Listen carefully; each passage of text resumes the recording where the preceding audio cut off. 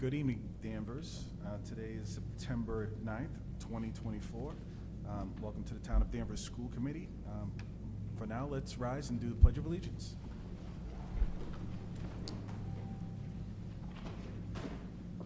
Pledge allegiance to the flag of the United States of America and to the republic for which it stands, one nation, under God, indivisible, with liberty and justice for all. Now I'll read the Danvers Public Schools mission statement. Danvers Public Schools is a dynamic community of independent learners dedicated to respect, responsibility, creativity, and the pursuit of academic and personal excellence. This meeting is being broadcast on Danvers Community Access Television. Is anyone in the audience recording the proceedings? That is a no. Okay, and we'll jump right into the agenda items. I'd like to start with any public comment.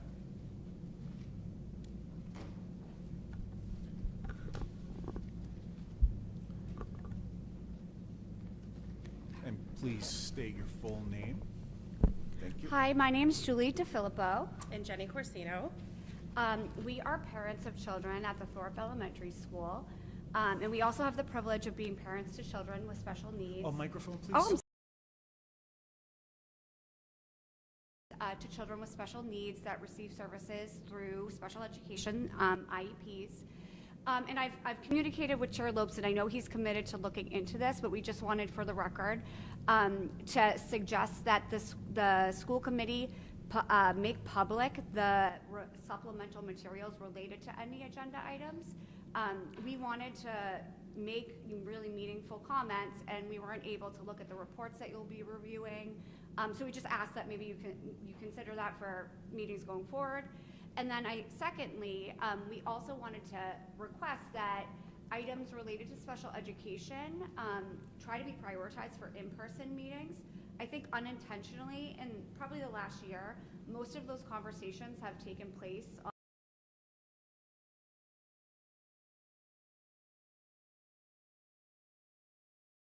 and we want to make sure that with an audit report coming out on the Department of Student Services, that we have time, all parents have time to review that, to decide if they want to provide their experiences and suggestions to you. So we just really want to make those suggestions, and we've sent written comments to the committee to consider.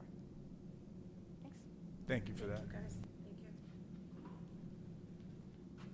Any other comments? Okay, we'll move on to items of interest from. I myself, I'll just like to give a special shout out to our tech team. Within this hall, we have all brand new AV equipment. So Jim Sullivan and team, I'm not sure if he's in the audience today, but fantastic job. So I just wanted to share that. Are there any other items from the committee? Mike Shannon? Recently, I was invited to attend a North Shore Educator Forum over in Beverly, along with Sean Doherty, and attended, listened to educators across the North Shore express their concerns over a number of issues. A lot of the districts are bargaining contracts, but what I found very interesting is a lot of the model language that was being shared or proposed was actually language that had been incorporated into our collective bargaining agreements that have been since ratified. So kudos to everyone who's been involved with negotiations in finding and showing value to our educators across the district. So it was obvious.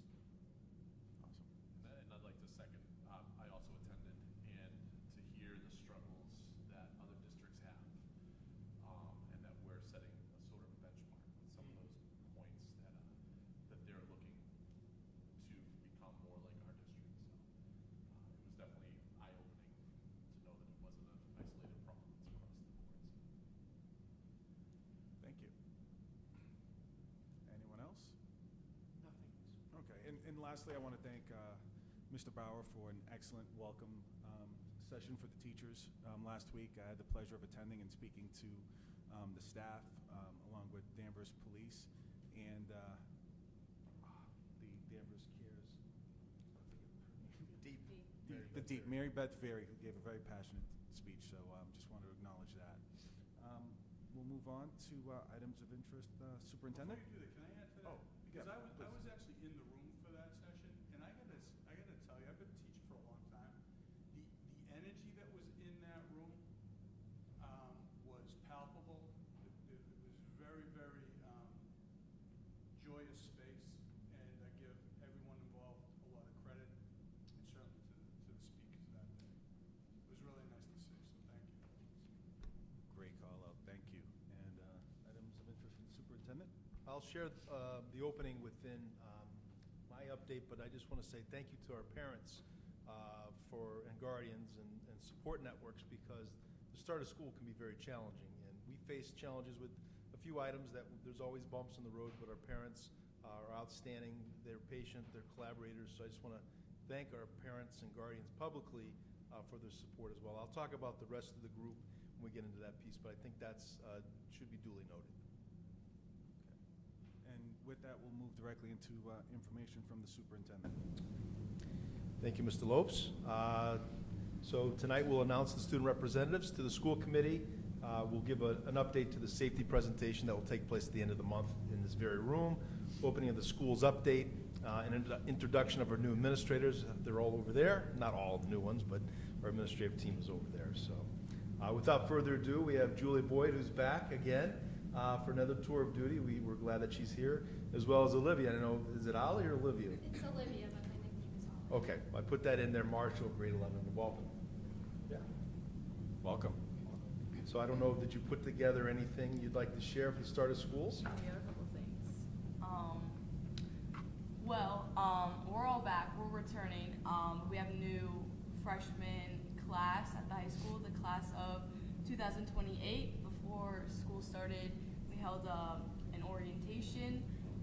It was kind of ran by the National Honor Society, and they kind of got to know, the layout of the building, the important people that they should know, how like the schedule works, and then we did a little like scavenger hunt throughout the building, and then they got to end with a nice ice cream social from Cherry Hill. It was really nice. And then our second update that we have is about the first week at Danvers High School. We welcomed 800 students back to DHS last week, and our students, staff, and families all worked together to create a very smooth transition back into the 24-25 school year. Each grade level participated in a grade level assembly to welcome them back, and we got to review some important school-wide policies, including our revised attendance policy and our new Smart Pass system. And the students also participated in community meeting activities with their community block groups, and we also created SMART goals for the upcoming school year. And then if you would like to learn more about the students' school community at any of our schools, you can attend your scheduled school's curriculum night this month. Thank you for that. I do have one question. What is the Smart Pass system? Oh, sorry. Oh, you have two more things. Oh, we can answer that. No, it's okay. All right, So sorry. Smart Pass is like a pass system. So we used to use like paper passes, like you'd be like, can I go to the bathroom? We give you a pass, you just go. But now it's like on our Chromebooks. It's like you ask to go to the bathroom, and then you kind of like you make a pass on your thing, and it's like it only allows a certain number of kids in the bathroom like at a time. So if there's like already 3 kids like in the nearest bathroom, then you have to like wait until someone comes out. It's definitely nice having like not to wait in the actual bathroom. I like that. But yeah, I know that the incoming freshmen used it last year at the middle school, and so now they're doing it with us. But yeah. Okay. Next So just to add on to that, I think like personally, it's been a very like a big change for students. I've seen like some like negatives and some positives, but my overall experience this week, just being in the hallways, there's not clusters of students hanging around. There's not clusters of students in the bathrooms. Just feel like it's been an overall positive so far the first week. So our first football game was on Friday. Huge win But our marching band is back. They had a band camp this summer. Their show is To the Earth, which you can see at halftime. It represents the 4 elements: fire, earth, air, and water. So their song for the earth is I Feel the Earth Move by Carole King and James Taylor. Their water song is Shenandoah, which is a traditional American folk tune. Their song for fire is Disco Inferno by the Tramps. And their air song is music from How to Train Your Dragon.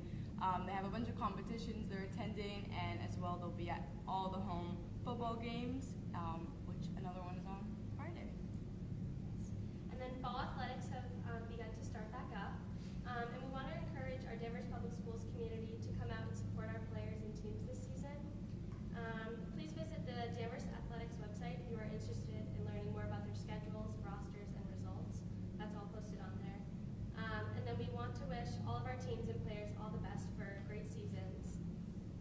Please check in with the DHS Athletics office or DHS main office with any questions about that.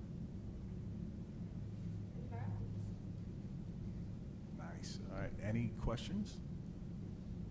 I really like the Smart Pass system. So you check in and you check out. Yeah. So you have depending on where you are in the building, have a certain amount of time. So it's usually 7 minutes for the bathrooms. So it's making sure that, kids are going to the bathroom and then getting back. There's not wasted time, you're not missing class time. That's personally. Is there a buzzer? I believe that if you go over the time, it gets sent down to administration. Oh, okay. And then, I'm not sure where that goes from there. All right, well, thank you so much for sharing the update. Really appreciate it. All right, next item. Okay, just to, as a reminder, and we put this in the weekly update, that our annual school safety presentation will take place here on the 26th of September at 6:30 p.m. And it's a presentation with our administrative team, the Danvers Police. We'll review our safety protocols and procedures, and this will be broadcast on DCAT for those who are not able to make it. So I just wanted to put a plug out for that. More information to follow. Next, the opening of schools update. We are, thank you for saying that about the opening, and I think it's important that it's an upbeat opening. I try to I know it's hard for me to limit my comments, but really the work that needs to take place is our teachers and staff back into the classrooms. We did create specialized professional development for our instructional assistants, behavior techs this year. It was the first time. It was a joint effort. Christina, Director of Student Services, and Derek and Marla and Angelique helped kind of shape that with and that really was great because they asked for that in negotiations, and I think that really helps provide more support. But also, I just want to say an outstanding opening by our administrators. Those behind the scenes really deserve a ton of credit. DPW, the buildings are outstanding. We did a walkthrough on the 30th, and Sean and Mike were able to join us, and it was outstanding. The buildings are clean. They did a great job. Technology had a whole plethora of things that they updated this year, and hats off to technology. Food services, ready to roll, transportation, and those that are the backbone of our whole district, our support staff, administrative assistants that do the work behind the scenes. So it was a collaborative effort. Very proud of our team collectively. It was a positive, and I think the highlight of the presentation was to have student voice at the very end, because that centers why we're here and the work that we do. Again, the specialized program moves was a big undertaking. Along with the summer work list, DPW deserves a lot of credit, and primarily at Riverside Elementary and Principal Fitzgerald. We worked really well with DPW to install 2 new bathrooms, and that you would think would be easy, but nothing's ever easy. They improved the courtyard, parking, and just that actual move, transition, and then moving programs, the Smith, all that work that took place, as well as making adjustments at Thorpe and just overall to the district, just great stuff. And the first day with students was Tuesday, September 3rd, which was a change as we worked with our teachers and negotiated a different start of school. And I think it was very positive in the fact that we started right after Labor Day to gain traction. The first 2 days were early release days with no administrative duties in the afternoon, so teachers had an opportunity and staff to make adjustments. Our pre-K came in today. I was able to visit them, and it was awesome. They're all Riverside now, and just warms your heart to see our youngest learners, and certainly see our staff I think they felt really good about the work that was done this summer. So all in all, you know, we know it's not perfect transportation. There were some bumps in the road, and we've been working on that. You know, and certainly I can provide more updates as we go along. But overall, a very strong opening of our schools. I appreciate you saying that in terms of where we are with the contract. You know, I think that adds a lot to say that we have a great relationship with all of our staff, but we show the priorities to make sure that those in front of our students are in a good position. So it was really a great opening. So, yeah. And then last but not least, I'd like to introduce our new administrators. I hope I didn't leave anybody off the list. If I can have them just come up to the front here, and they have a 5-minute speech apiece. No, I'm just teasing, they don't. We have a whole new student services department with Christina Ryan as our director, Derek Munyon as our elementary assistant director, and Marla Dela Cruz as our secondary assistant director. Angelique DeCoste is our out-of-district coordinator. So we have a whole new team that have come in. They've hit the ground running, and I know Christina provided updates last month. It's been a whirlwind for her team, but they certainly have done a lot of work and very appreciative. I don't know if Christina, you want to say something collectively for the group, or if anybody has any questions for student services. Sure. Does anyone have any questions? Well, I'll just start with, it's probably been a 2-year journey to really achieve what we set out to do, was to really make sure that we give some proper funding to this to improve the environment for all of our students. So we're not saying that you guys have well, there's a lot of work ahead of you. I'm not saying like there's, how do I say it? We're expecting a lot, and we're really, really glad to have you all here. And I just wanted to kind of share that. The entire community supported this effort. FinCom, the town manager, the administration, and then finally the town reps who got up and voted, again, to ensure that we could really bolster this program. So we put the town's money where our mouth is, and I just want to wish you all the best of luck, and please reach out. I mean, obviously, we keep in close contact with Mr. Bauer. We have our CPAC representatives here who really care about a lot of the most important issues as well.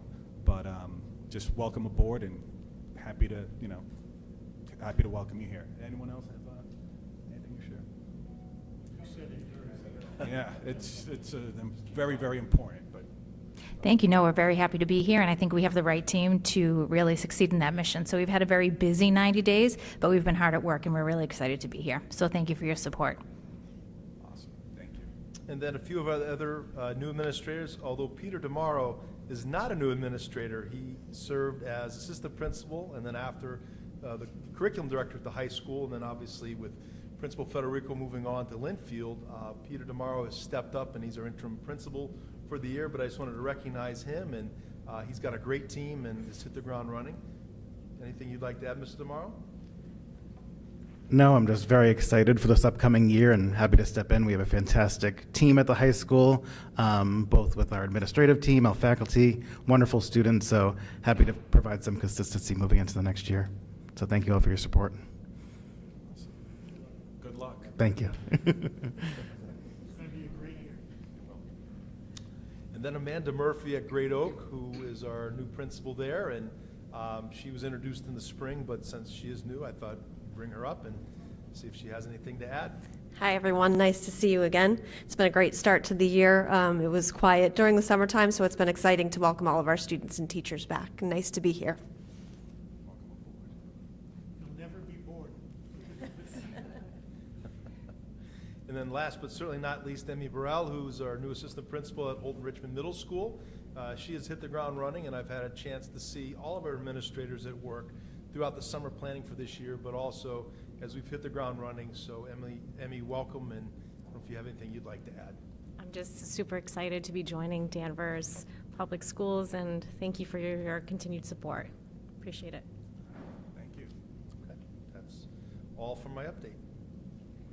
Thank you all.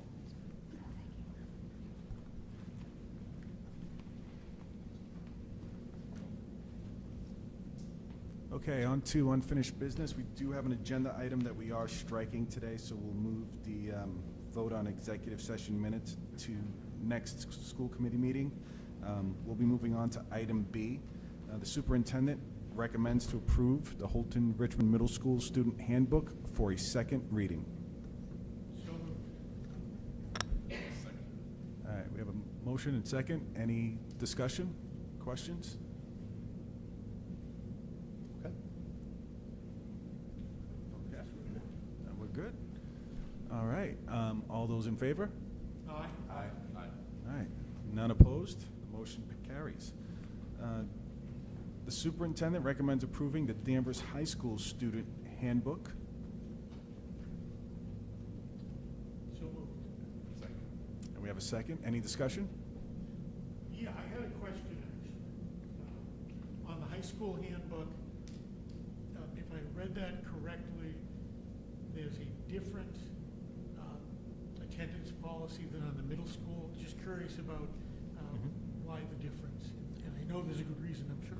Yes, and I know the high school administrative team worked very closely with the faculty, and one of the areas is to look at our attendance, and chronic absenteeism is a big topic. So I don't know if Mr. DeMauro, if you want to come up and shed any light on the attendance policy, but it was presented last time where it's set up that there are a number of opportunities to make sure you're in class, and if you exceed a total, then that you may not get credit for that class for that quarter, but there's certainly a lot of opportunities for remediation, to meet with the parents and families, to meet with the school administration, to work on a plan to improve attendance. So, Mr. DeMauro, I don't know if I summed that up.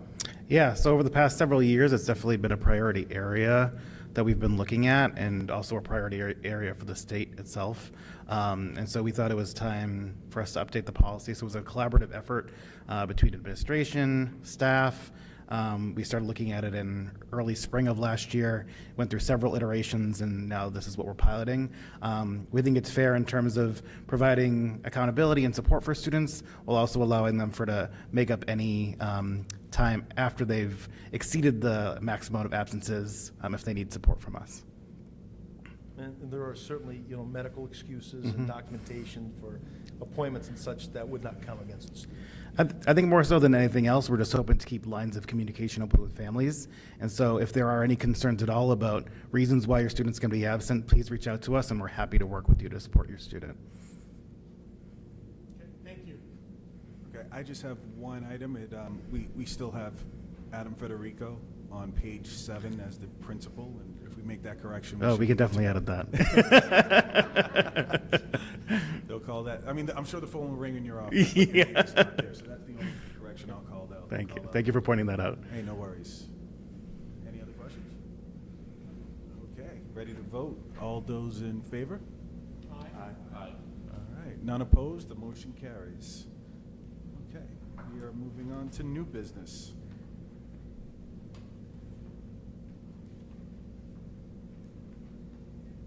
All right, the first item is the monthly budget report. That's in your folder? Yes.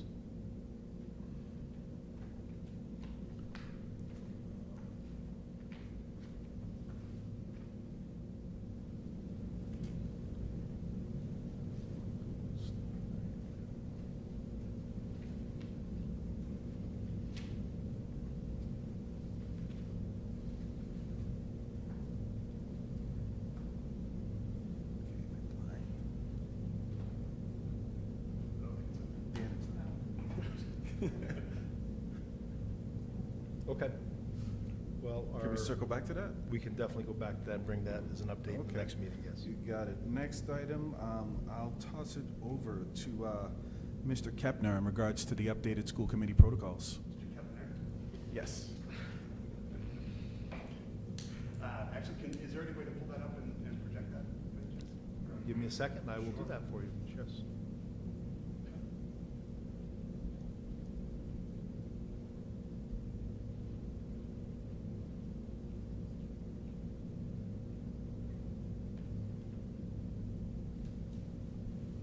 All right, so a little bit of a background on this. So we had a school committee retreat with the National Association of School Committees, and this was back over the summer. And one of the things that came out of that was there was a number of different districts in the state of Massachusetts that had something similar to this. So as a school committee, we looked at this and we said this was probably something that we would like to include in our, I guess, agreed upon norms, so to speak, and operating protocols. And with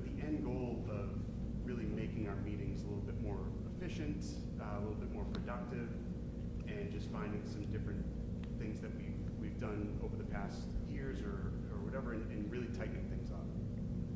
So I would say that we used some of them as a jumping off point, but then what I did was I created this, and it took a lot of the areas that we've been discussing as a school committee and really implemented this with the end goal of signing this and putting this on the website for everybody to see that this is how we're going to continue to move forward as a school committee. Really just working well together and collaborating as we move forward. So I'm not going to read this word for word, but I would like to just talk a little bit about some of the things that we're looking to do, and with the agendas. If you look at it, you can see this talks a little bit about open comment. For example, this is just one of the things that when somebody comes up and speaks at open comment, it's not a two-way dialogue. It's just for the public to address the school committee and let us know what's going on and their thoughts. And then if you look at it, we're looking at, and this might be ambitious at times, but a 2.5-hour limit for our school committee meetings. So I think that should be something that we can definitely achieve. And you can see that there's actually also times that have been added. We've already implemented some of these best practices on our agendas right now to even know how we're doing on time, and certain number of minutes that we've allocated to different sections of the agenda. If you scroll down towards meetings, you can see, again, other different things here just about being prepared.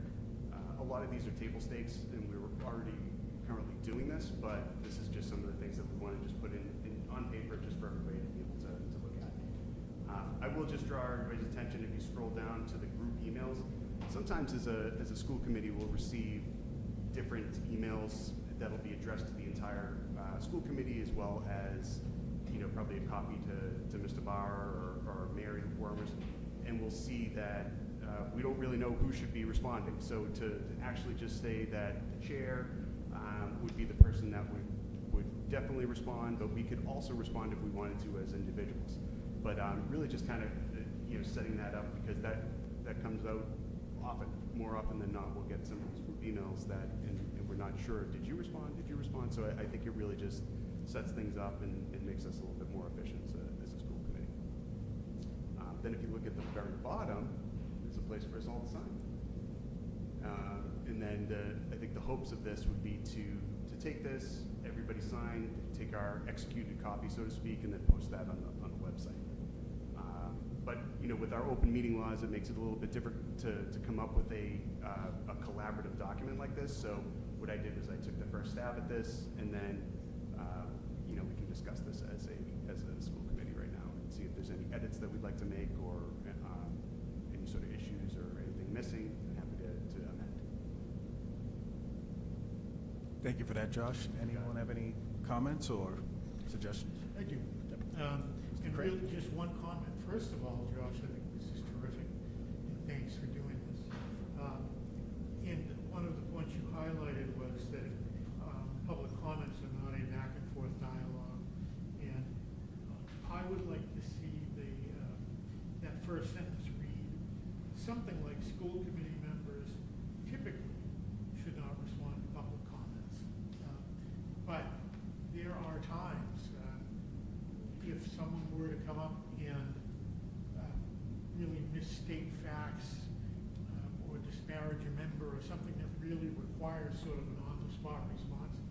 So I think it's good to set the expectation that we're not going to respond, but I wouldn't want it to be so hard and fast that for that situation that does sort of cry out for a response, we can still speak if we need to.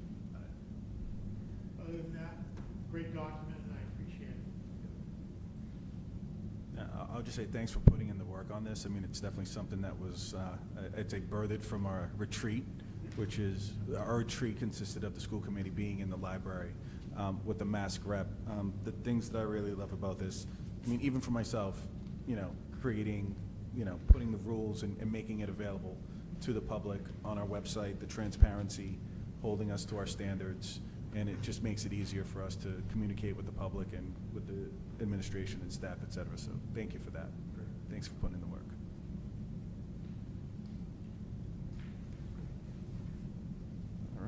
there are no other comments or questions, moving on to other new business. Just quick question on that. Yeah. What do we do with this now?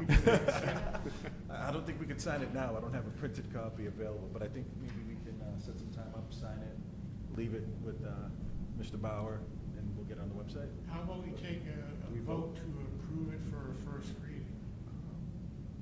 And then come back second reading in October, then it goes on the website. Gotcha. So I would move that we approve Josh's fine work for a first reading. I'll second that.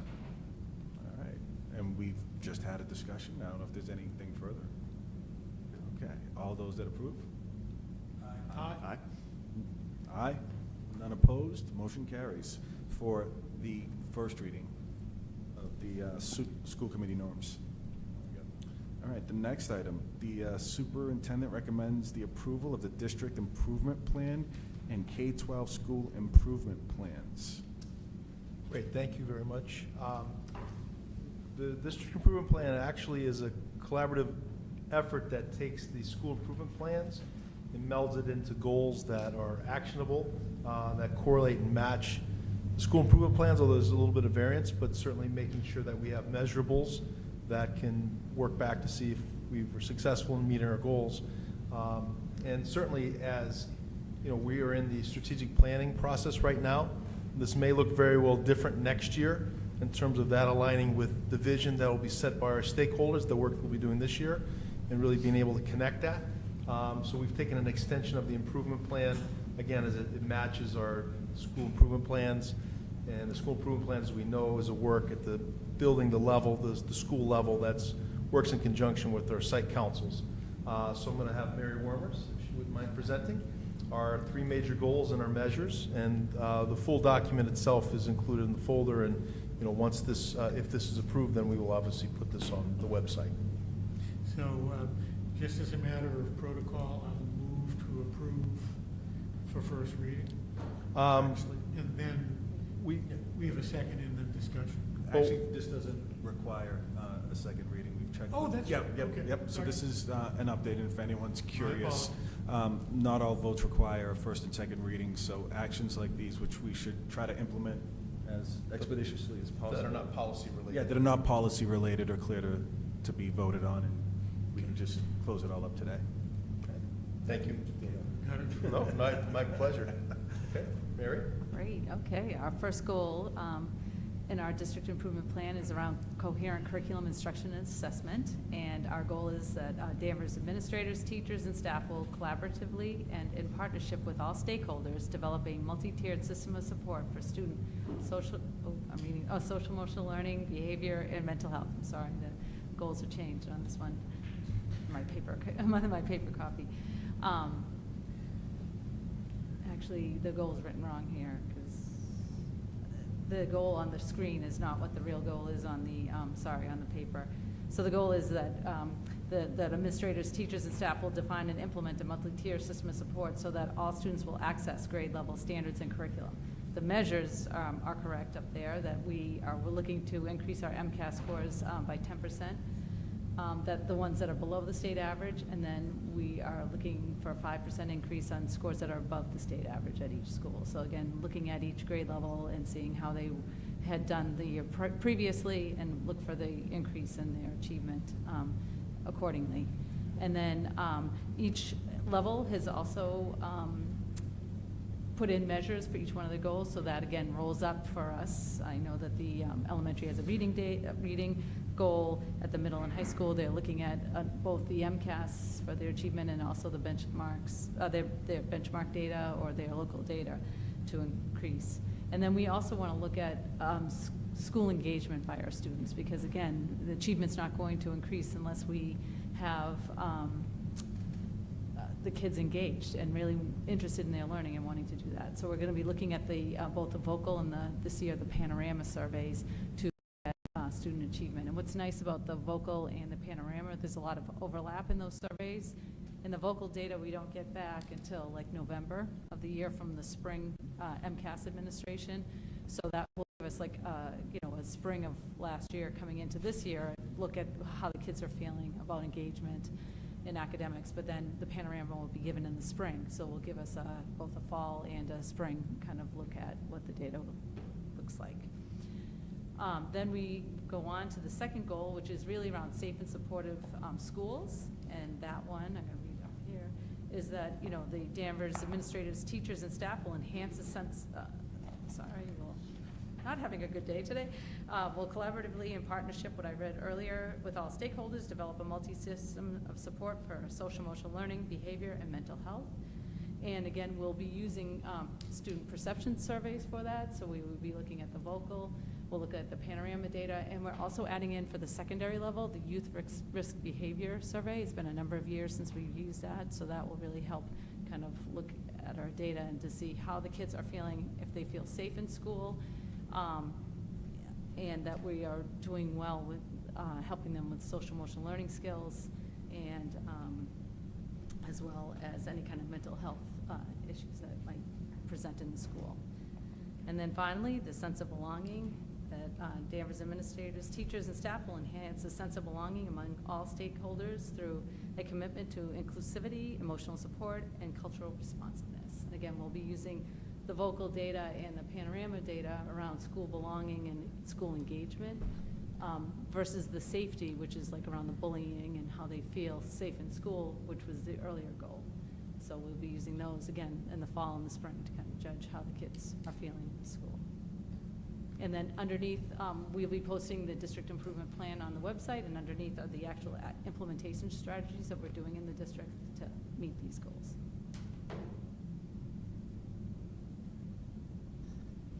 All right. Any questions? Do I have a motion? Just, Okay. Chair, I just want to make a comment. I think that this is great. I mean, and I, you know, depending on who you ask, or I know MCAS are controversial one way or another, you know, and when I first got in this, I thought it was like the end-all be-all of everything, but it is a data point, and we do have to look at this, and I know that the public likes this, and we like to see how everybody goes onto the site to see how their district compares to the others. So I do like to see these, because these are goals that we can see that we've either achieved or they haven't achieved, right? So it's good to be able to have them be objective in that way, so it's good.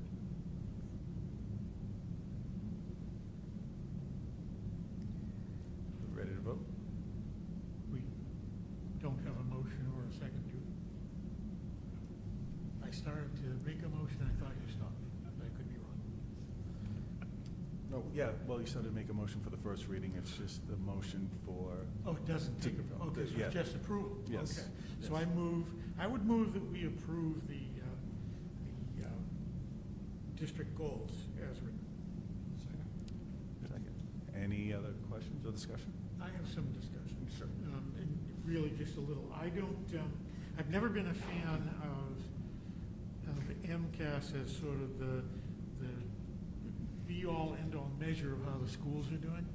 And it does concern me a little that the very first measure calls for an increase in the MCAS scores. I hope we do it. I think it's a good thing that we do it, but I get a little concerned that we're buying into the fact that so much, and I think you kind of alluded to this, that so much importance is put on MCAS scores that a lot of the other good things that we do, including our alternative assessments, don't get the respect or sort of credit that they have for being valid measures of student progress. So I guess I would just caution that let's not get so wrapped up in MCAS that becomes, I don't want to see us chasing scores, I guess is the way I would put it. And let's, remember the other good ways that we have to evaluate students. That's all I ask. To piggyback off of Eric's point and Josh's point, there is a movement, and I'm sure you're aware, of generating authentic, valid assessments from within the district, not to put more on teachers' plates or anybody, but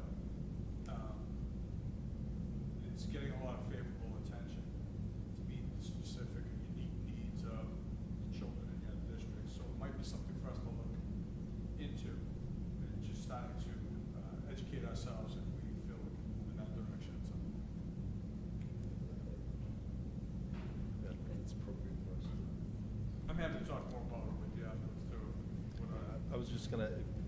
Chair, if it's okay, to piece, and I appreciate the feedback, and certainly we've talked a lot as an administrative team, and, you know, and certainly there are measurables that are important, and certainly the MCAS is part of it, but it is not the end-all and be-all, and I think you'll see from our school improvement plans, they'll introduce their local data that is more reflective of what's happening now.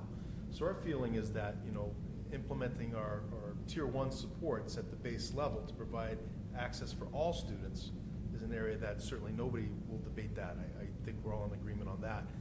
But as you look at the local data, whether it be the Dibbles data at the elementary, or whether it be the iReady at the middle school, or the formative assessment data that happens a lot, and there's other data points along the way that I think are critical, and Mary is adding in the panorama data, which is more, you know, we actually have a data system that we can do more frequent surveys of students instead of waiting for the vocal data, which comes out. All that's going to be released, you know, in this fall. And to your point, yes, there are definitely, you know, it's a ballot question that's coming up in terms of where, you know, if it's a high school requirement continued or not. But at the end of the day, it is a measuring piece across the board, and we're looking, you know, through the trends and taking that for item analysis in terms of, you know, looking at our scope and sequence. Does it match up? Are we spending enough time? Because there are basic skills within that are important for all students. So, but I think, like everything else, you want to have that piece. Is this a little ambitious? It might be, but, you know, our team is working hard, and, you know, at the end of the day, if we make all the pieces, as we know in the SMART goal, if we're a little bit short in that piece, that doesn't mean that it's not a success. And we'll be presenting that throughout the year. I don't know, Mary, if I missed. No, that's perfect. I think that you're going to see when the schools get up to present their school improvement plans, you're going to see the local data coming through there. So we had them work on their local data and put that in their plans, and then it rolls up to us at the district level. I mean, I'll just add, I'll play devil's advocate. I'm not necessarily, you know, completely sold on the MCAS portion of it, but to Dan's point, I think for now, it is that measuring standard that we need. In regards to chasing scores, I don't necessarily think we need to, you know, chase scores, but having a historical measure that we've been tracking for years and seeing that improvement year over year, I think is important to the students, the teachers, the parents, and the taxpayers for the town of Danvers. And until we can educate our community on the updated standards and the collective information that we're getting that's going to be acceptable, I mean, the MCAS is what it is right now. So I think you folks have done a phenomenal job creating a summary that encompasses everything that we're going to be doing. But it's clear that the MCAS is not going away yet. And right now, it's the only way that the community and the teachers have, you know, really good historical data. I mean, the last thing we want to see, everyone says they don't care about MCAS, but nobody wants to see the scores go down either.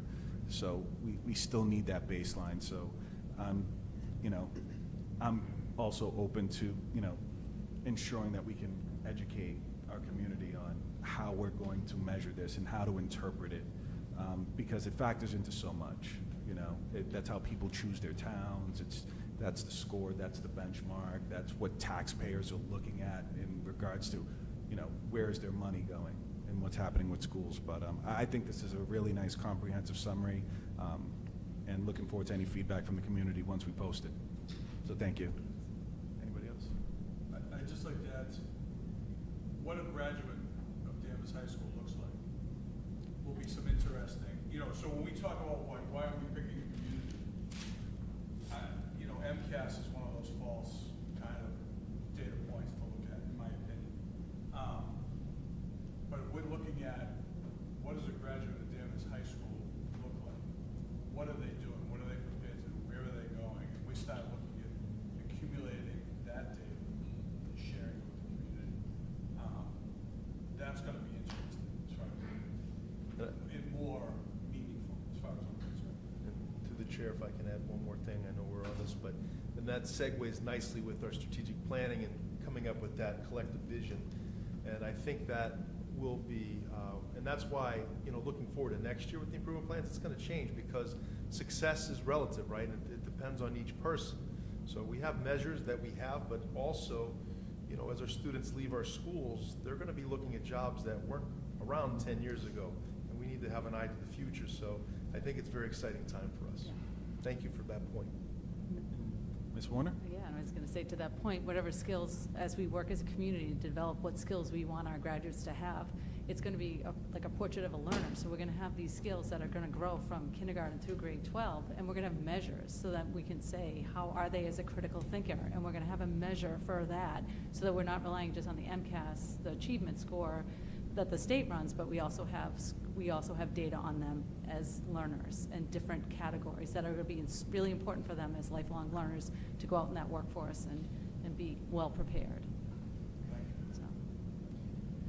Beyond that, Mr. Chair, real quick, I encourage, once this is up on the website, for members of the public to take a look at this, because this is extremely detailed, extremely ambitious, and when you look at the implementation strategies on every goal, there's a lot of work that's going to be going on, and as I say, I hope the public will take a look and see what's really happening in the school. So this is kudos for the courage to go and really take this on.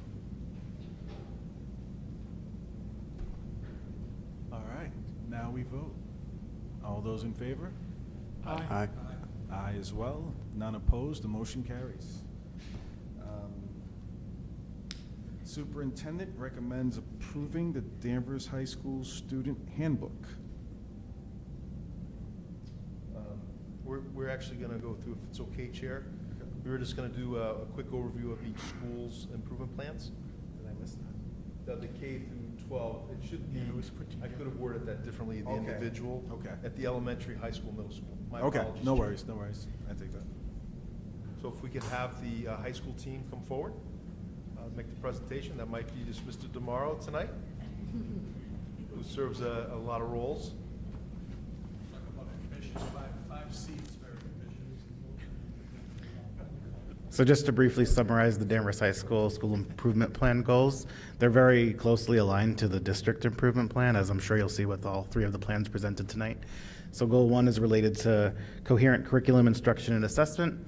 Danvers High School will ensure that all students have access to high-quality instruction that centers around real-world problem solving and seeks to create a culture of learning, feedback, and iteration. As we saw earlier, of course, we'll look at the MCAS, we'll look at the vocal data.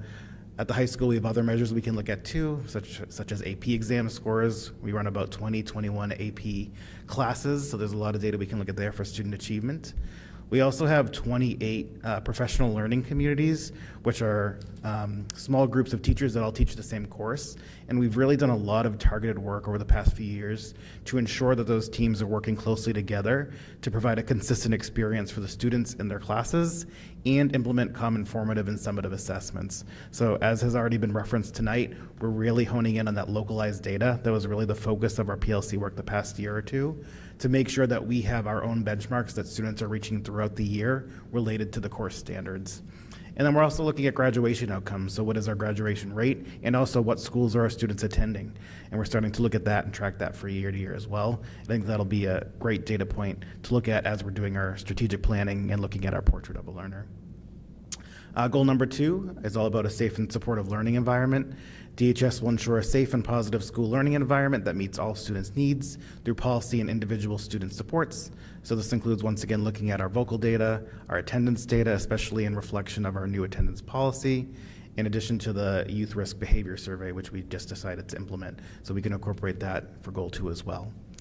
And then lastly, goal 3, DHS will create and maintain an environment in which all students feel connected, have membership in smaller communities with the larger school, and emphasize that all students' voices are heard and honored. So this is really about the sense of belonging and SEL work that we're doing. Once again, we can get this data from the vocal. We can monitor and evaluate student sense of belonging through the use of community block surveys. We have 2 to 3 surveys we implement during community block throughout the year, so students can report back how closely they feel to the school community. And we also want to look at student activity participation rates. So are our students getting involved? Are they connected to a smaller community within our school? And we're hoping that that's going to be 80% or above of students being connected to an extracurricular or athletic activity. Thank you for that. Thank you. Any questions?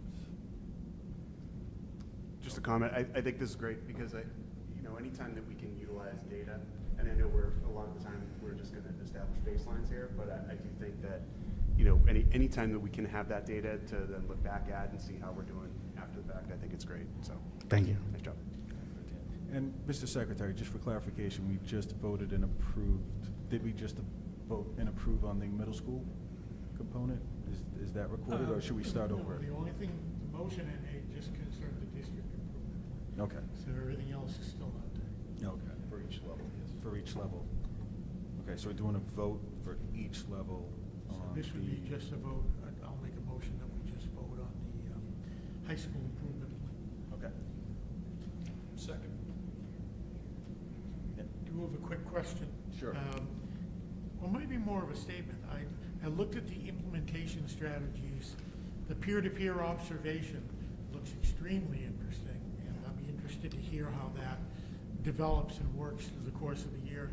And the 1-8 Foundation addressing real-world problems.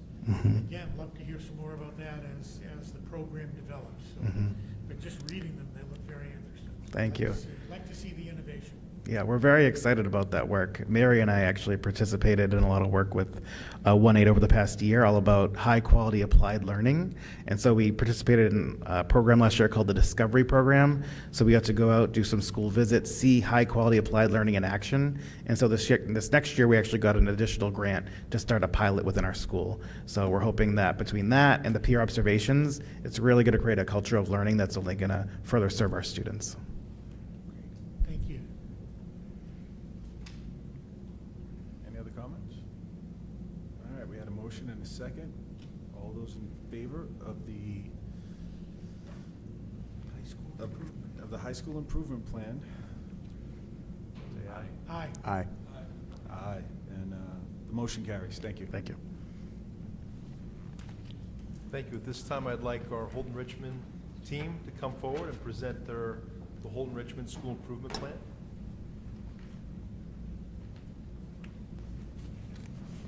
Good evening.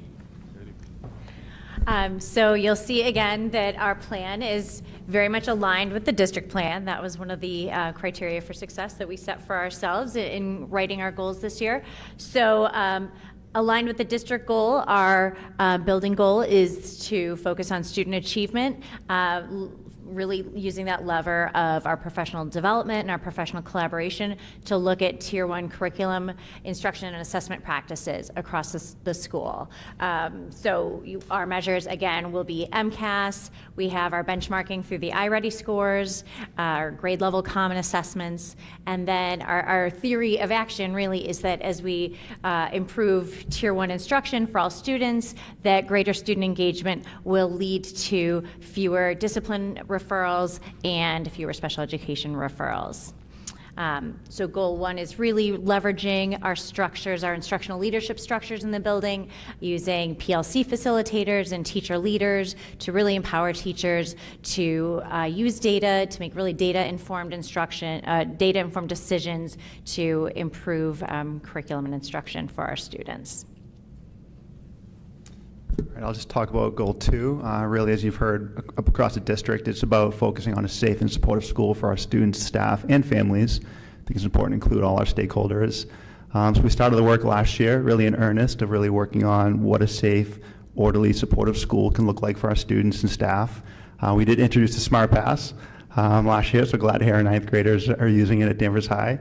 That's just an example of just really making sure the school is safe, making sure we know who's out in the building, making sure all the kind of blind spots are supported. The Trusted Adult Survey you see as a measure is really important at the middle school level. We want to make sure all of our students have at least one go-to person, and they actually do a student survey kind of mid-year, and as a faculty we get together and we identify any students who don't have a trusted adult. We really work towards kind of figuring out why and what action steps to take from there. Really want to engage families more this year and their experience. Middle school is kind of a time when students start to branch off a little bit and families are looking to kind of see what's happening, and we're looking for more ways to keep families engaged in communicating with us this year. And then goal 3 really ties into goal 2, but it's not just about making sure that students feel safe and supportive, but really ensuring that the faculty is applying skills and strategies to make sure that our classrooms are culturally proficient and that they're safe and supportive so that students can really do their best learning. Cultural proficiency is such is a thread that's really runs deeply throughout the updated educator evaluation rubric. So we felt like it was really important to support teachers with professional learning and to the end of supporting our students and really ensuring that all of our students see themselves in the curriculum, that they're taught in a way that really is appropriate for them as learners. And our hope is that we would then see a reduction in incidents of bias in the school, and then the pair data and family feedback would improve in light of this work. Any comments? I'll just personally comment. I remember when the team came up last year and presented your plan on essentially turning around the environment at the middle school. And I remember personally being there with Mr. Bauer, walking the halls, being pretty impressed with what I saw, and I tried to communicate as much as that to the community. At the end of the year, parents were openly speaking about the change at the middle school. Parents who had 5th graders had less anxiety about going into the middle school, short of my 5th grader is now going into middle school, OMG. I have some friends whose children have are now starting in the middle school, and the feedback from the open house was a sense of comfort, a sense of a place that really has it put together. So I just want to personally applaud you and publicly acknowledge the amount of work that you've done, and I can only hope that we can continue on this streak. The plan here seems to be very indicative of you're just continuing to build on what you've already done. And I share this not because I only paid attention to the middle school. I try to make a point to get attached to the schools at every level as much as Mr. Bauer will allow us to visit. And we expect to do a lot more of that this year, but this was a hot button category. So again, I applaud you. So thank you for all your hard work. Mr. Chairman, if I could, sure. To me, the most important sentence in this plan is under Goal 1, increased student engagement will lead to decreases in discipline referrals and special education referrals. And really, I think as the chairman pointed out, that's obviously the work you started last year. It's the student engagement. But I love how that sort of ties into goals 2 and 3. Because if you can accomplish that, engage students who feel safe and connected, you're going to see academic improvement. And the middle school, I've probably said this before, I think it's that's the education level where there are the biggest challenges.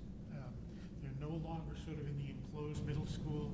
They haven't matured to the point where they're in high school and just a little beyond, better at controlling themselves, say. So you really face a challenge, and you made great strides last year. So just keep up the good work, and let's make some more steps. Absolutely. Thank you. Anyone else? Okay, so I believe I need a motion to approve the HRMS middle Make a school. motion to approve the Holden Richmond Middle School improvement plan. I'll second. All right, any other discussion? All those in favor? Aye. Aye. Aye. None opposed? Thank you. All right, let's get this list back in order. All right, we have the elementary team coming up to All right. present the elementary school improvement plan. This is a collective effort, although each school individually has their school council. They do work collectively to align the goals for as much consistency as possible within the elementary schools. And Julie Pasternak, our curriculum director, works directly and closely with our principal team, and they are an outstanding team, so I can turn it over to them. Hello, thanks for having us tonight. As you can see, the elementary goals are aligned with the middle school and the high school and the district goals as well. You can see goal 1 is a continuation of the last few years with a focus on students reading at grade level as measured by their composite score on the DIBELS, which is an indicator of early literacy skills. Goal 2 focuses around, again, administrators, faculty, and staff creating the safe and supportive learning environments and schools for students so they feel seen, safe, seen, valued, heard, and that they belong. Goal 3, again, similar to the other levels, we're working collaboratively to build relationships, value and affirm diverse identities, and create opportunities for engagement for students and their families. And our measures are very similar to every other level as well.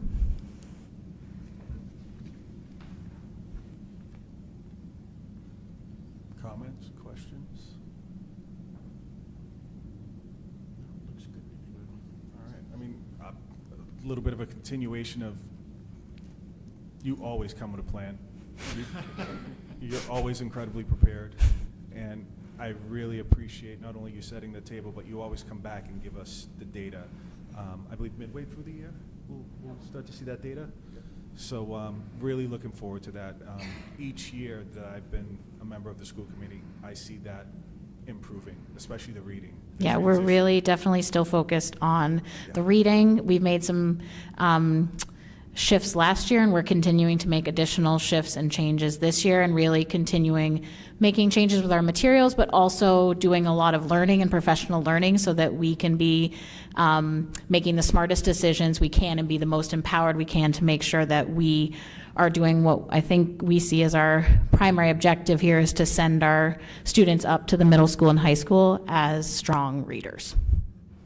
Excellent. No, thank you. I just love the data-driven decisions and the attention that you put to it. I don't know if there's any other commentary.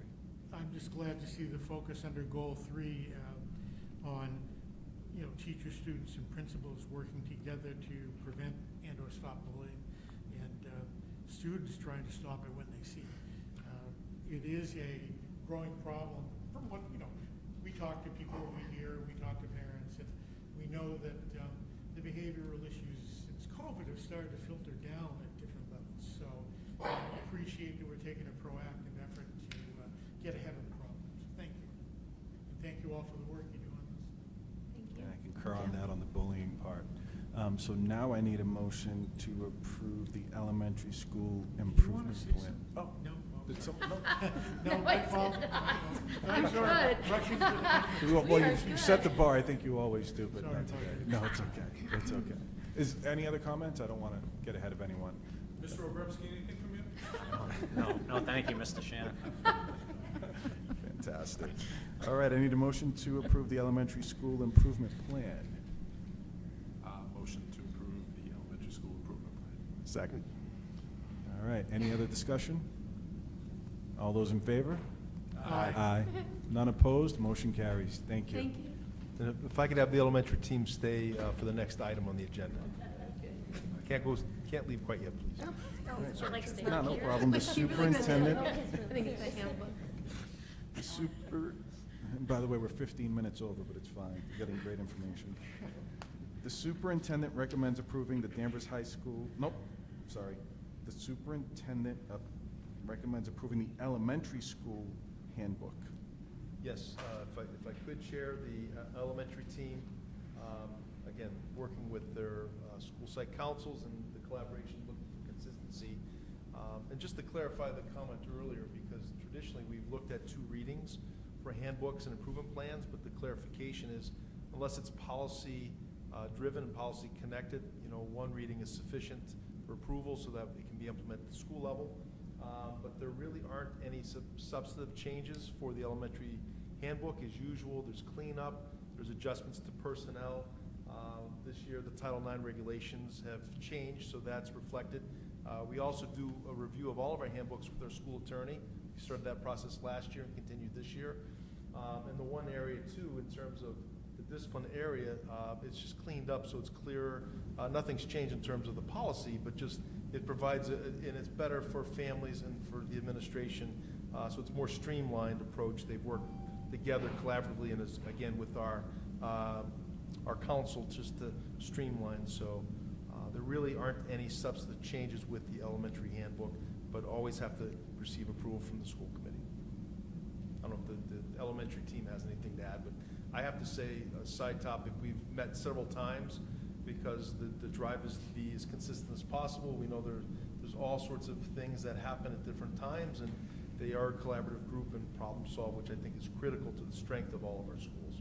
And Julie's a big part of that too, is kind of binds it all together. I move that we approve the elementary school student handbook. Second. Any discussion?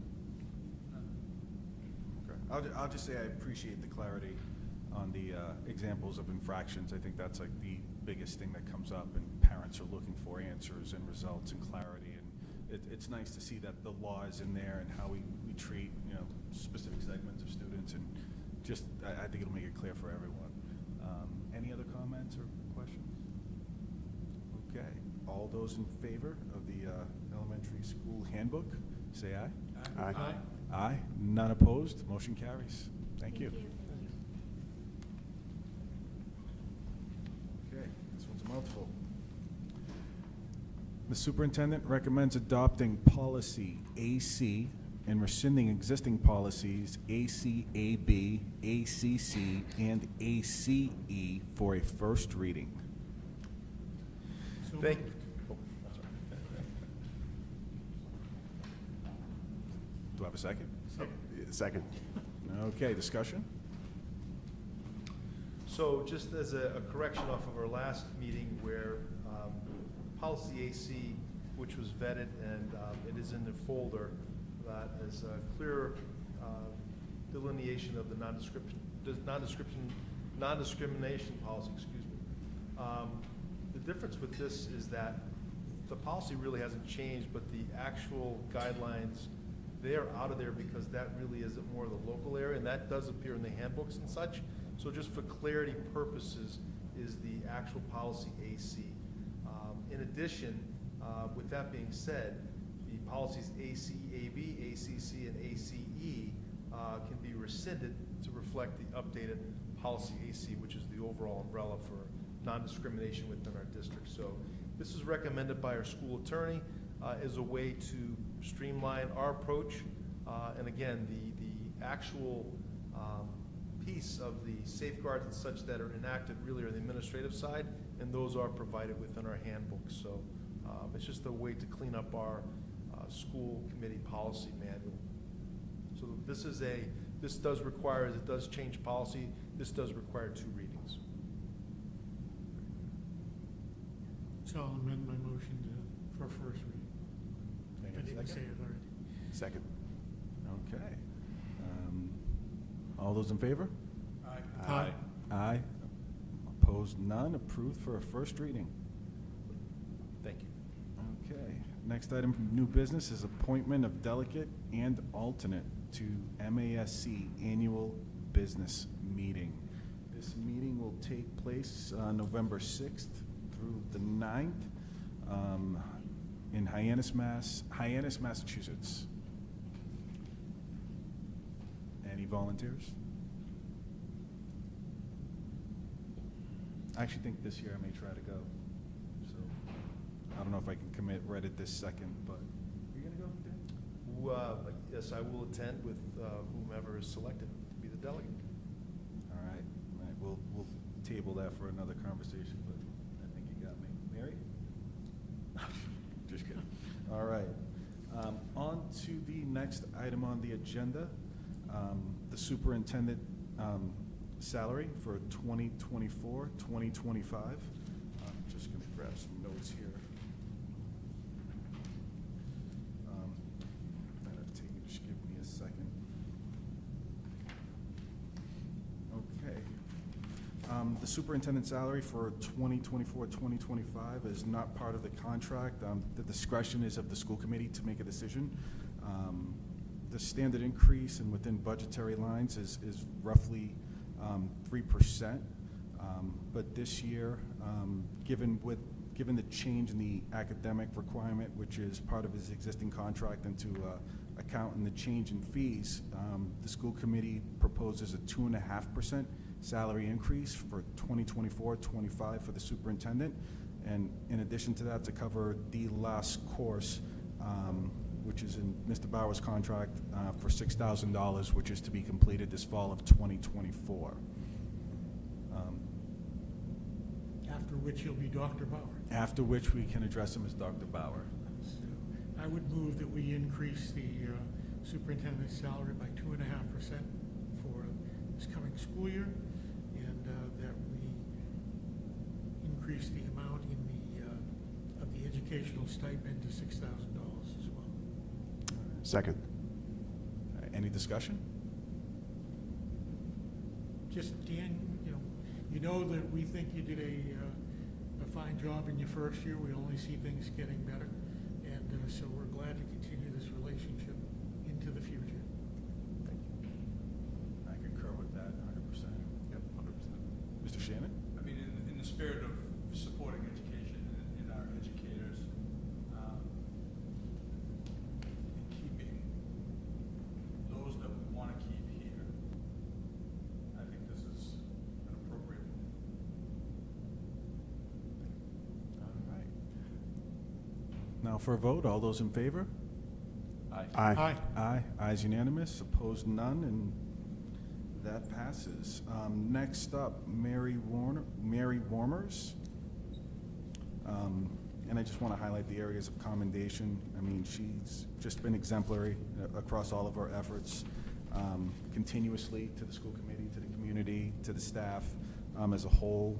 She does work with the emergency assistance program, all the work that she does with the elementary program, literacy, science of reading, providing transitional support, of course, for Mr. Bauer, and being an absolute phenomenal interim superintendent for all the work that she's done. Continued leadership of areas curriculum, assessment, and instruction. Her continued work in areas of cultural competency, appearing at every local event that if I'm happen to show up, you happen to be there, and I'm sure you're there when I can't make it. So the recommendation is a 3% salary increase for a 24-25. So do I have a motion? Motion to approve the 3% salary increase for Mary Warmers. Second. And any discussion? As Gabe said it all, you've done such a fine job for us, Mary, and you're appreciated. And so I think this is perfectly appropriate. I'd also like to add that everything that we'll discuss today is within the budgetary items that we've allocated for the year, so no additional expenses will be a part of this. Thank you for all you do, Mary. Oh, thank you. Thank you. And I've been so lucky to working with Dan Bauer this year, so it's been a great to work him. He's the man that's out in the community and at every event. He's really been I don't know, are you going to be out in the great. community? I think you're going to be out in the community tomorrow, aren't you? Yes, I am. Yeah. All right, and a vote. All those in favor? Aye. Aye. Opposed, none. Motion carries. And another very important vote item. This is specific. My notes. Here we go. This is specific to our business manager, Pam Crum. The recommendation is a correction in the salary increase. Just for full transparency, our current business manager, who transitioned into the role roughly 2 years ago, is currently 20% below average salary compared to other business managers in the district. So the school committee is suggesting we do the following to pretty much to bring Pam within 10% of the average pay within the region. This will consist of a 3% merit increase and an adjustment of 9.5%. That would, total roughly at 12.5%, which again brings her within 10% of the average pay within the district.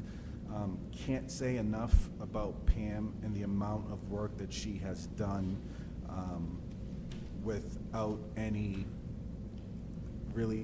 objections or any concern about salary or pay. These are not easy people to find, and when we have a valuable person that lives in the community, Just like, we do with the teachers or with any other role within the high school that we've addressed, we look to correct it within the budgetary constraints that we have. This increase also falls within our allocated budget this year, and then next year we'll have the ability to, assuming she continues to do phenomenal work, progress her towards more in line with what the other business managers are making within the region.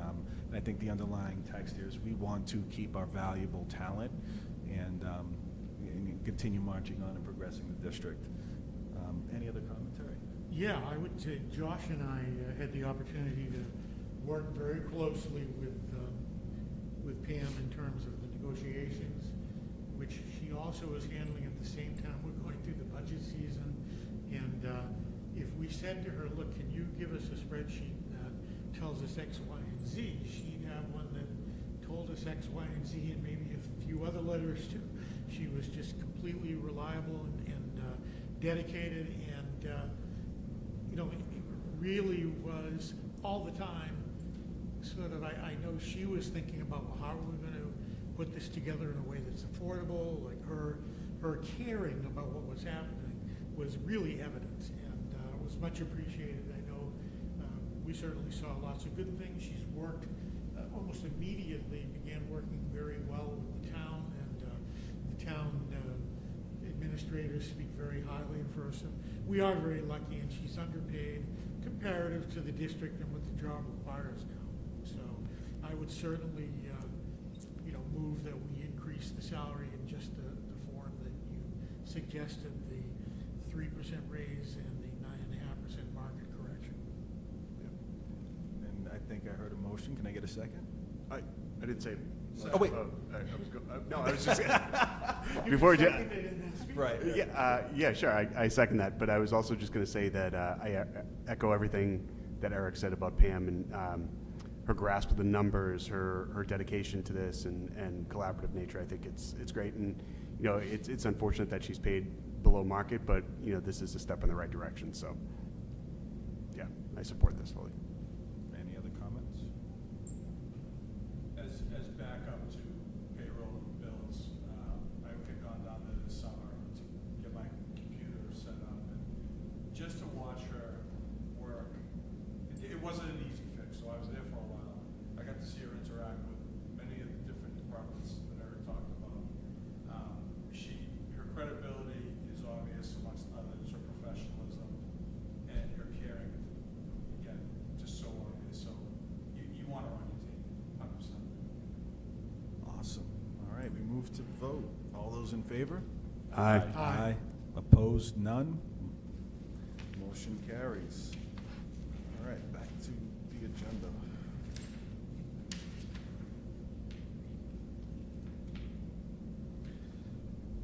All right, recommendation for transportation and operations coordinator.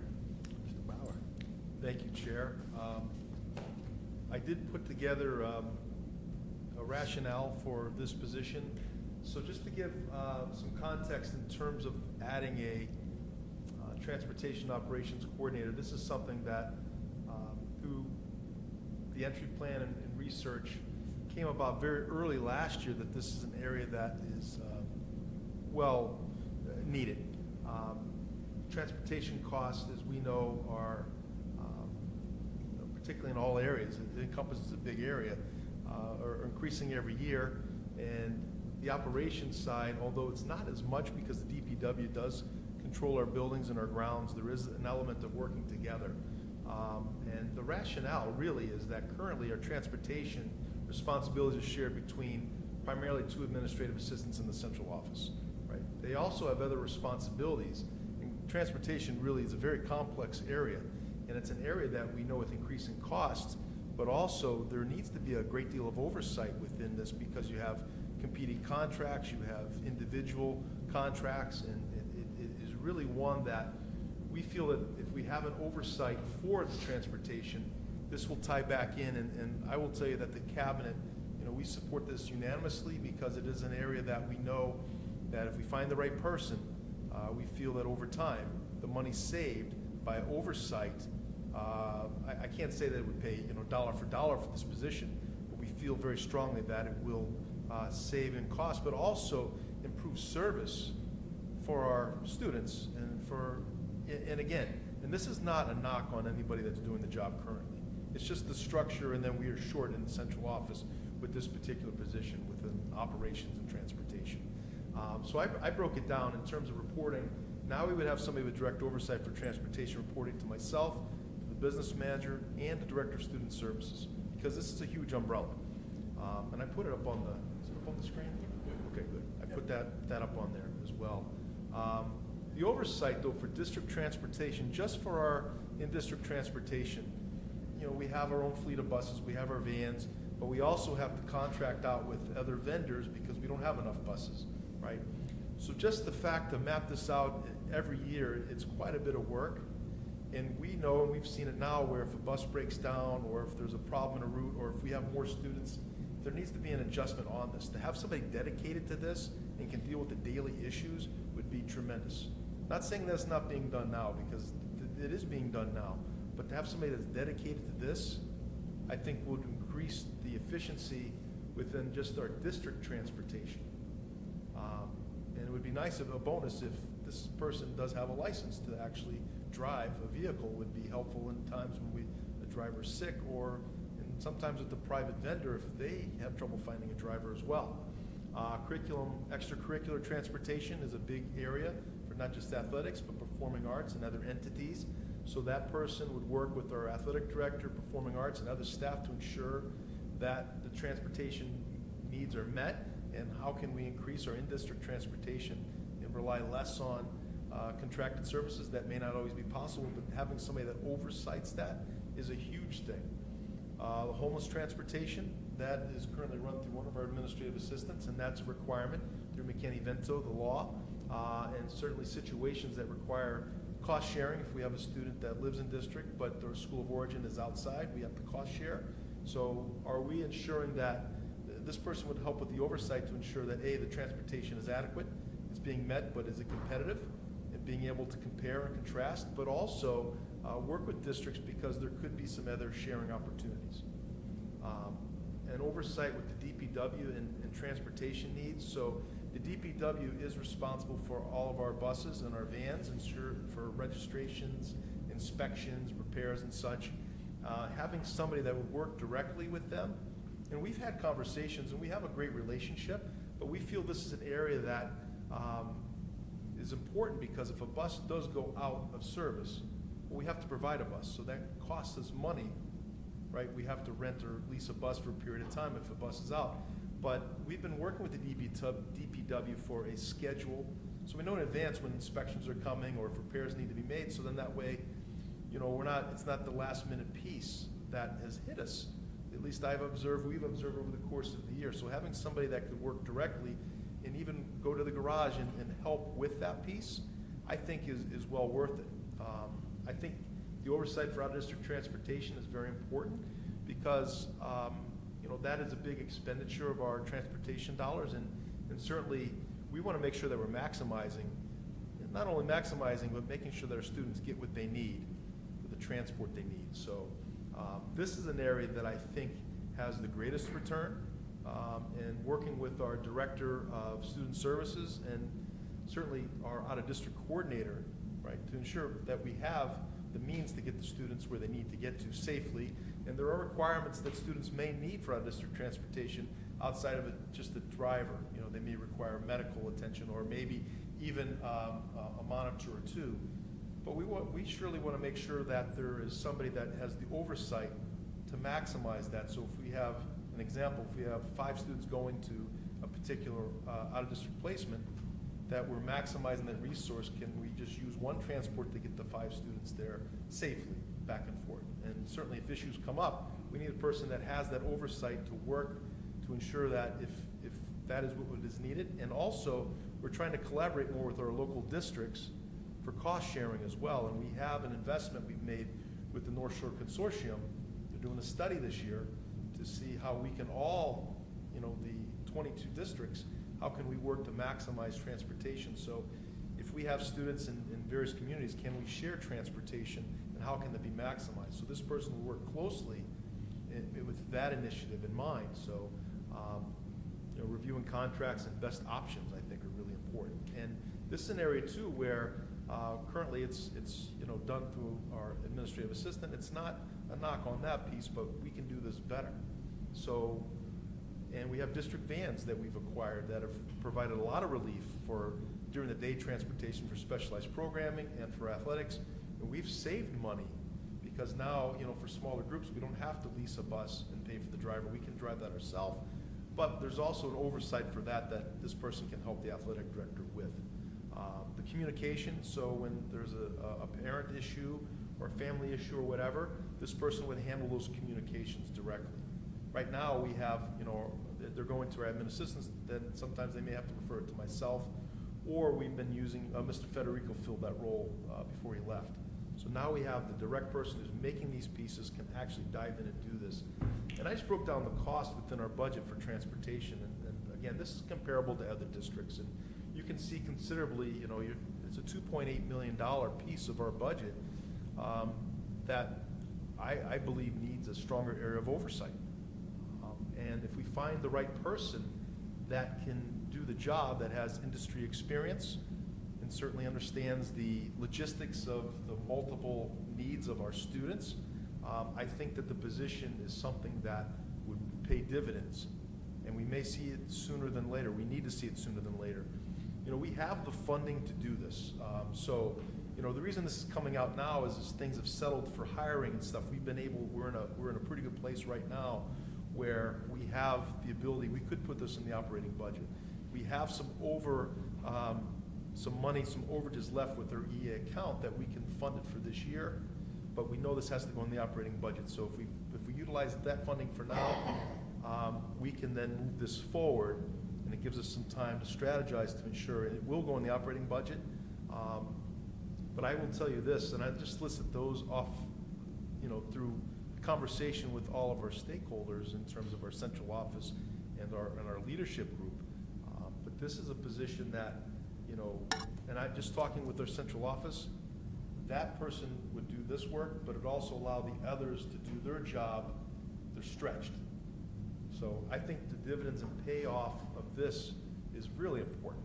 And transportation for our, not just for our out-of-district, but for our in-district and all the other entities, they deserve to ensure that not only they have the best transportation, but we have a financial responsibility to ensure that we're maximizing our resources appropriately. And the oversight, we believe, is very, very critical, and this position would provide that.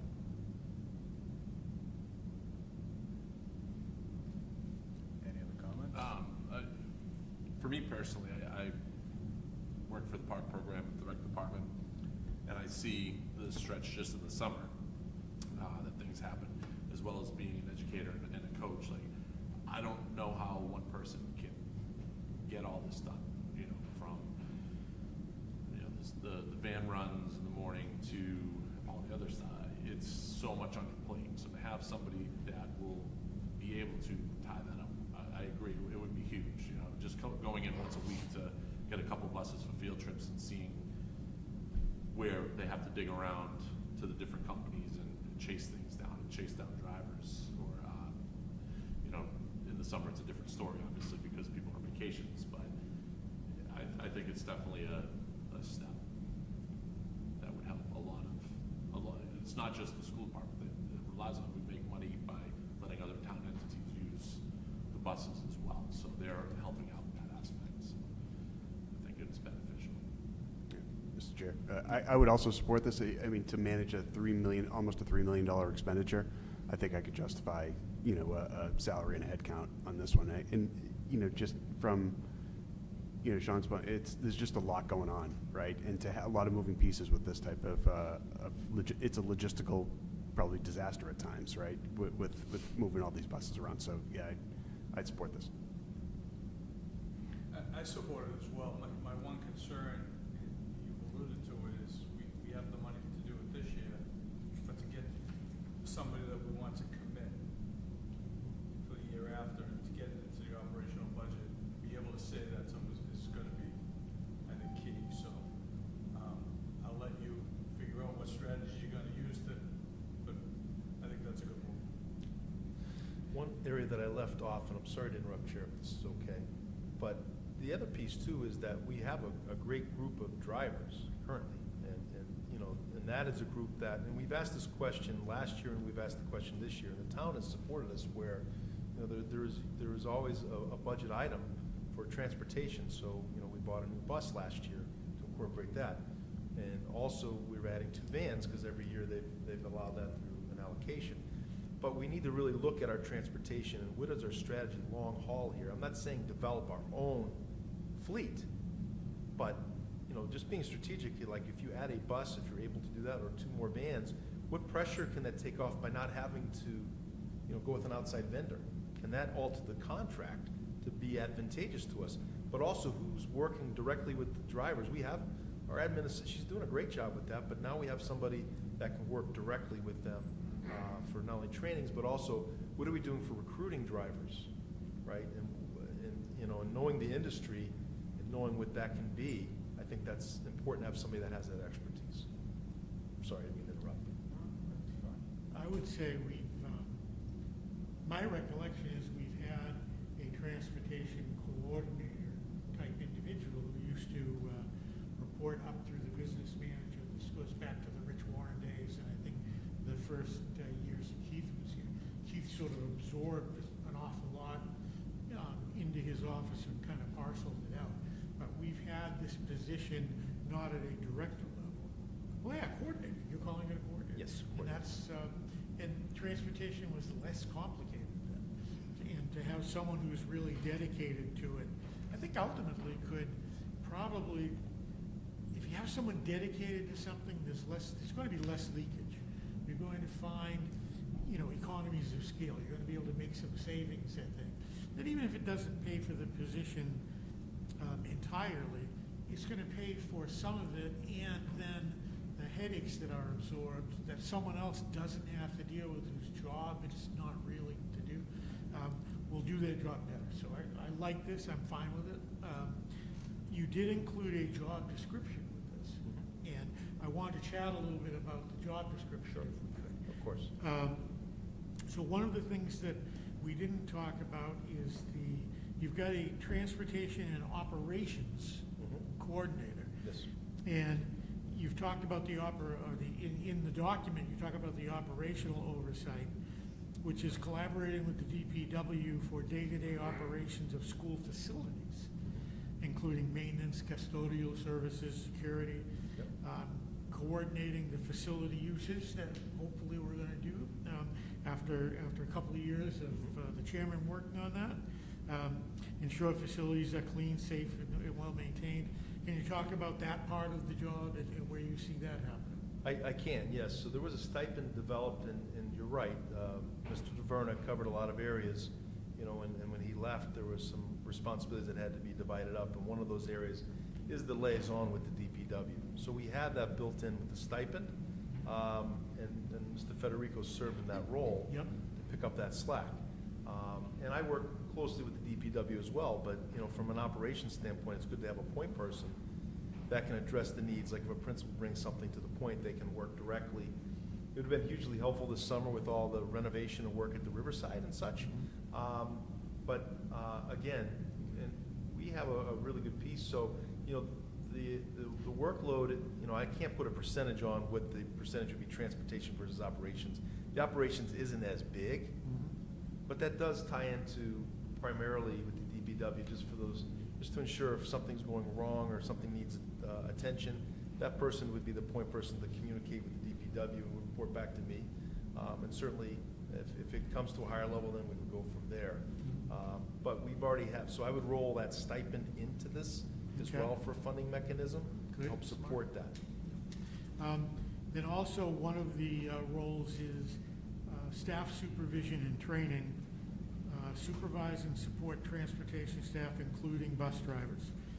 Provide training and professional development opportunities. What might that look like? So that would include anything for any updates regarding, you know, every year they come in and we do just an orientation, and if we have new drivers, you know, anything that might be new with the regulations, but just best practices in terms of working with students, safety, those are important items too. Absolutely. In fact, we just talked with our Christina worked with our pre-K staff and Officer Smith to put together a training for car seat installation. Great. So those are items that, you wouldn't see on a daily basis, but are critical. Right. And conduct performance evaluations, so this person would basically be the supervisor and do evaluations, presumably for the bus drivers. The maintenance staff That's separate. hired by the town. Yeah, that would not, no bearing on that. That wouldn't include. Exactly. But yeah, so this is really not just transportation. You're getting more bang for the buck, including rolling in that stipend. Right. And, it wouldn't be possible to have it if we didn't have the setup that we have with the DPW. Because they do so much, but having that point person to deal with big issues is really important. Sure seems. And the principals need to be able to reach somebody during the day if I'm not available, and it could be something that's not that big, but it needs to be addressed, because it is big enough when it comes to the principal. No, so personally, I'm all for this. I just have one question. Is the person going to be available 12 months out of the year? 12-month position. All right. Okay. So they'll be available during the summer when school's closed? Yes, and to Sean's point, there is transportation needs over the summer. And we do collaborate with the Recreation Department, and we collaborate with the DARE program as well for transportation. So we're working on that, so having somebody that can help coordinate work with that is important as well. And I know from my end, there's 5 or 6 summer programs, mine being one of them, that I think our bill was way higher this year because it wasn't enough to cover all that cost. So I know there's a collaboration typically between different departments in town. All right. On to a vote if there's no other commentary. All those in favor of hiring a school transportation and operations coordinator? Point of order, did we actually have a motion, Janet? We did not have a motion. Oh, thank you, Janet. All right, leave it to Janet. I apologize, and can I have a motion?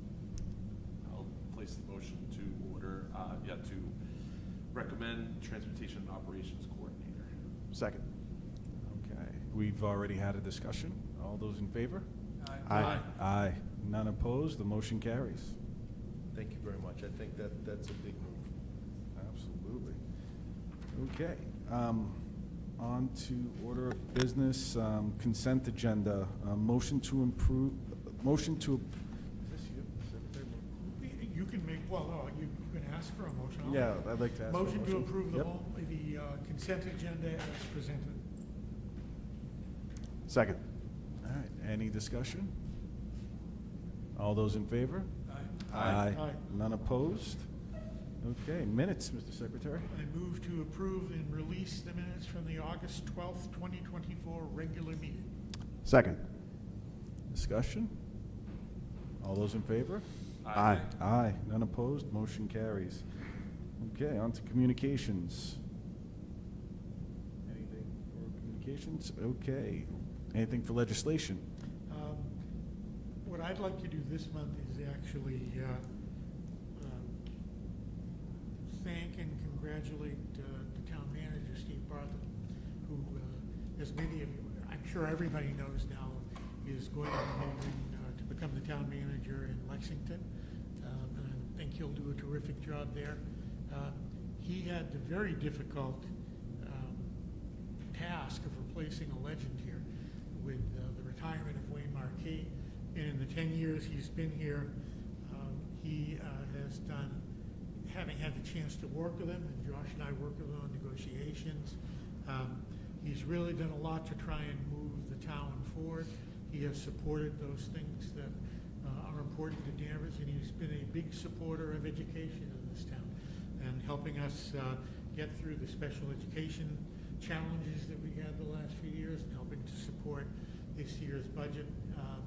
He's a good guy, and he is Lexington's game, and certainly wish the selectmen good luck and any help that we can give in terms of their search for a new town manager.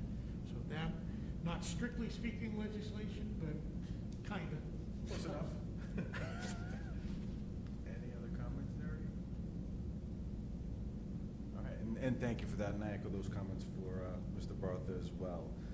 Subcommittee, I know we're just getting up and running. Does anyone have anything? I do have a request, and I apologize if I missed this one. It's been a busy month.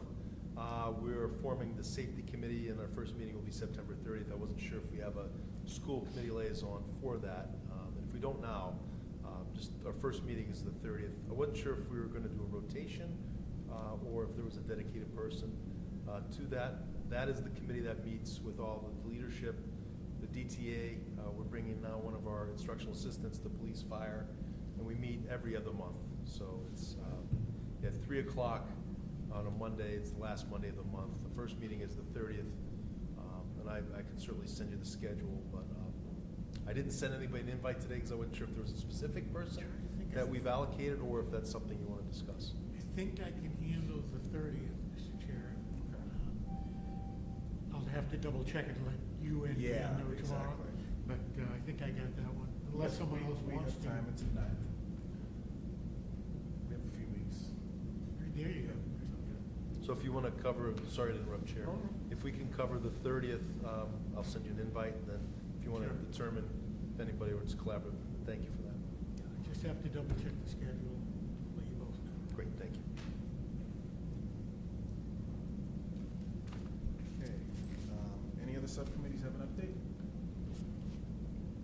None yet, and I think on the next one we'll have the assignments up Yep. there, just included. All right, can we have a motion to adjourn? Motion to adjourn. Any other last comments? All those in favor? Aye. Aye, none opposed.